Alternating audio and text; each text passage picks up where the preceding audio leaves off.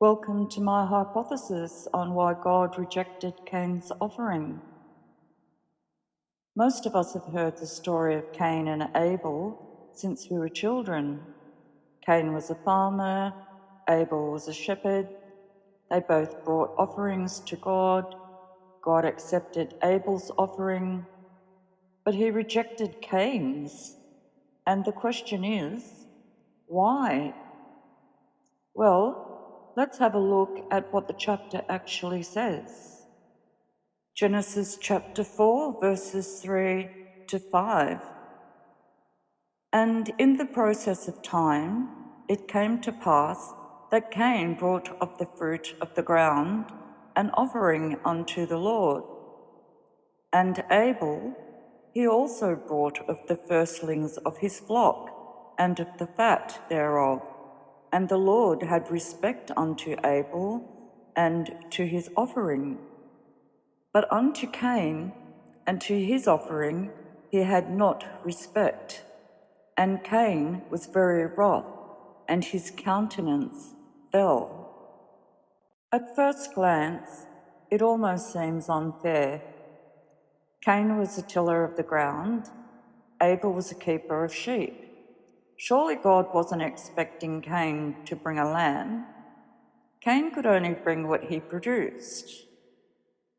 So why was God displeased? Well, here's something I've been thinking about. Genesis gives us two descriptions of their offerings. Cain brought of the fruit of the ground, and Abel brought of the firstborn of his flock and of the fat portions thereof. But let's go back to Cain, and it says, he brought the fruit of the ground.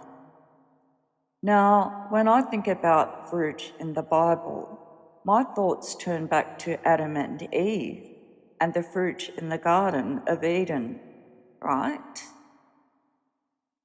Let's look at Genesis chapter 2, verses 16 and 17.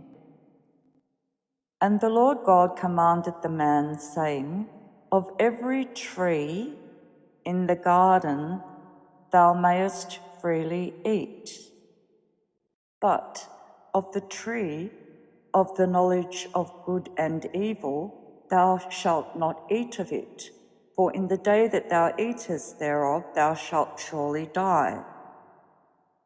So it's very clear that the fruit was growing on trees, not on the ground. Have you noticed that? And as we know, when fruit that grows on trees becomes ripe or overripe, it falls to the ground, right?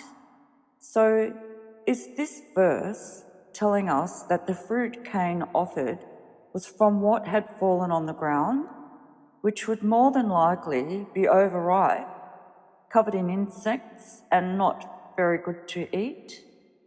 I think this is exactly what the passage is saying. Why else would God be upset with Cain for bringing what he was growing, unless it was bad? And the Bible doesn't say Cain brought the first fruits. It simply says he brought the fruit of the ground. Cain didn't give God the first and the best. He gave God what was convenient to pick from the ground. Because to pick the best fruits of a tree takes a bit of looking, selecting, and picking. Just picking up the fruit from the ground is a lot easier. Was Cain simply just lazy, and did he think God wouldn't notice, perhaps? And think about how upset we get when we buy that nice-looking piece of fruit, only to get it home and then bite or cut into it and find that it's completely rotten inside and inedible. Not only are we upset, but we feel duped by the seller. Am I right or am I wrong? So, of course, if Cain offered such fruit to God, the point would be the same, and it would be disrespectful. So it's not so much about what the offering was, but more about the intent behind it, and Cain's heart wasn't in the offering. But this is only my hypothesis. And while the Bible doesn't say Cain picked up fallen fruit per se, it does say he brought the fruit of the ground. And if the fruit was truly grown from the ground, we are left to wonder why God would condemn Cain for that, because that would hardly seem fair. And here's another hypothesis.